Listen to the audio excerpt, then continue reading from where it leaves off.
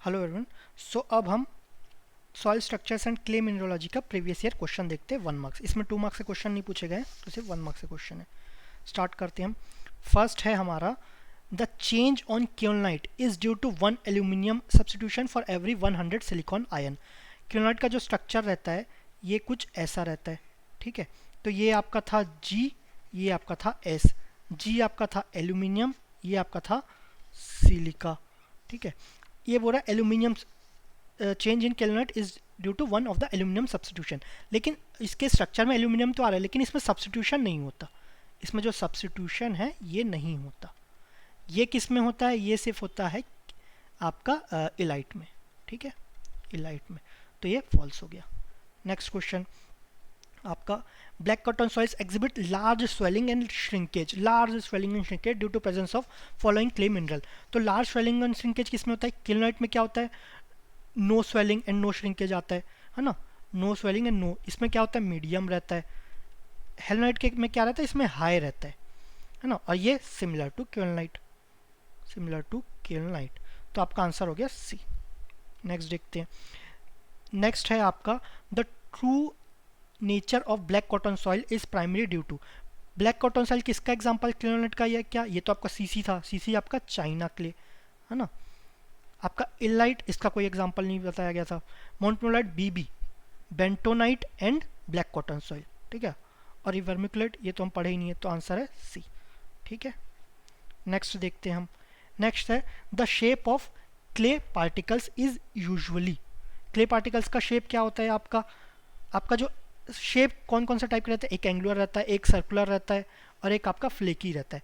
तो ये दोनों रहता है आपका ये किस में था? ये आपका ग्रेवल में रहता है और ये आपका कोर्स सैंड में रहता है, ठीक है। कोर्स सॉरी ये सिर्फ ये ग्रेवल में और सैंड में रहता है। ये किस में रहता है? ये आपका क्ले में रहता है। इसमें चार्जेस रहते हैं, इसमें यहाँ पर नेगेटिव हो गया या पॉजिटिव हो गया। तो shape of charge clay shape of clay particles क्या हुआ? ये आपका हो गया flaky. So B is the correct answer. Next, some of the structure strength of the clay material that is lost by remoulding.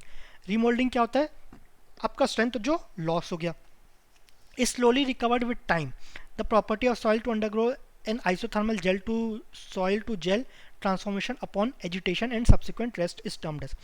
अब जो रिमोल्डिंग है loss of strength, अब वो वापस स्ट्रेंथ गेन हो रहा है विद टाइम, तो उसको क्या बोलेंगे? वो हम बोलते हैं थेक्सोट्रॉपी, ठीक है। So C is the correct answer. Next question, deposit of flocculated structure is formed when. Flocculated कहाँ बनता है? ऑब्वियसली फ्लोक्यूलेटेड जो बनेगा वो क्ले में बनेगा, तो इन दोनों में से होगा, ये दोनों नहीं होगा, ठीक है। फ्लोक्यूलेटेड या डिस्पर्स बनता है वो क्ले में बनता है। अब जो क्ले को मैराइन में डाल दिए, सी में डाल देंगे, तो उसमें प्रेजेंट क्या रहता है? उसमें सॉल्ट प्रेजेंट रहता है, उसके कारण वो क्या होता है? फ्लोक्यूलेटेड हो जाता है। तो ये सी बेड हो गया, ठीक है। अब जो मैराइन जो लेक्स में डालेंगे, लेक्स में क्या? फ्रेश वाटर रहता है। फ्रेश वाटर में कोई आपका सॉल्ट प्रेजेंट नहीं होता, तो उसमें क्या? स्ट्रेंथ लूज हो जाता है, तो रिमोल्डेड कंडीशन में आता है। तो ये आपका ये वाला ऑप्शन नहीं होगा। इसमें मैंने 2-3 जगह चेक किया, तो इसमें कई जगह आंसर ए दिया था, कई जगह बी दिया था, लेकिन जहाँ मैक्सिमम जगह ए दिया और रीज़न भी इसका वैलिड रीज़न है, ठीक है। सो आंसर है ए। नेक्स्ट देखते हैं हम। Following statements are made on compacted soils wherein D S stands for soil compacted on dry side of optimum moisture content and WS stands for soil compacted on wet side of optimum moisture content। तो DS हो गया dry side of optimum और WS हो गया wait side of optimum, ठीक है। Identify the incorrect statement. Incorrect statement तो इसको हम और इरिगेशन में ज़्यादा अच्छे से समझेंगे, अभी देख लेते हैं। Soil structure is flocculated on dry side and dispersed on wet side. तो ये आपका करेक्ट है, flocculated on dry side, dispersed on wet side. तो construction pore water pressure is low on DS, high on WS, ये भी सही है, ठीक है। On drying shrinkage is high on DS and low on WS। तो ये आपका रॉन्ग है, जो DS में श्रिंकेज आपका लो रहता है और WS में हाई रहता है। तो सी इज द करेक्ट आंसर। ये इनकरेक्ट है, लेकिन इसके हिसाब से पूछा गया इनकरेक्ट, तो ये आपका इनकरेक्ट है। तो सी इज द राइट आंसर। इसका जो एक्सप्लेनेशन है वो अच्छे से हम इरिगेशन में समझेंगे, ठीक है। और last and access to water swelling is high, तो यही आपका बोला है on dry side and low on WS। तो इन दोनों में एक आंसर होना था, तो ये तो हम ऑप्शन देख के ही पढ़ लेते, ठीक है। सॉरी, ये स्वेलिंग श्रिंकेज तो ऑब्वियसली दोनों ये दोनों एक सेकेंड, ये आपका high on dry side, high on, अच्छा ठीक है। तो श्रिंकेज और स्वेलिंग रहता है, दोनों एक जैसा ही रहता है, ठीक है, तो ये आपका इन दोनों में से एक रहता, तो C is the incorrect, that is आपको इस केस में C is the correct answer. तो clay mineral primarily governing the swelling behaviour of black cotton soil. Swelling behaviour of black cotton soil ये किसके कारण होता है? ये आपका केलनाइट किस में पाया जाता है? सीसी, आपका चाइना क्ले।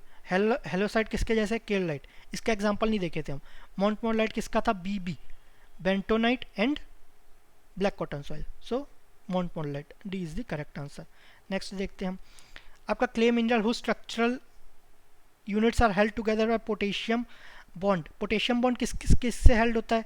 तो हम देखे थे आपका इनलाइट में, ये आपका ऐसा कुछ फिगर था, है ना, ये ऐसा कुछ फिगर था। इसके बीच में क्या था? Potassium ion, ion. तो ये किस, पोटेशियम आयन,